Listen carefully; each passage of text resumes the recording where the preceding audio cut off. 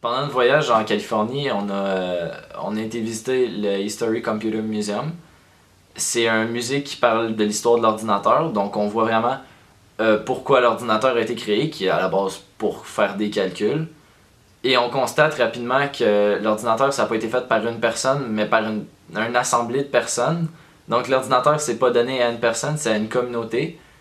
Et ils se rendent jusqu'à aujourd'hui. Qu'est-ce qu'est l'ordinateur aujourd'hui? Dans quelle fonction est utilisé? Et comme on le sait, l'ordinateur est utilisé pour entre autres les calculs, mais est utilisé aussi pour le divertissement. Puis dans le musée, il y a deux choses qui m'ont vraiment fasciné. C'est que à peu près tout ce qui est composant dans un ordinateur est fait à partir de silicone. Et le silicone, c'est la deuxième ressource la plus grande au monde, c'est le sable. Et l'autre chose, c'est la loi de Moore. La loi de Moore étant que tous les transistors qui sont dans un processeur doublent à chaque année. Et aujourd'hui, c'est fou parce que ça a tellement évolué, ça a tellement augmenté qu'aujourd'hui, ça prend juste 18 mois avant que le nombre double.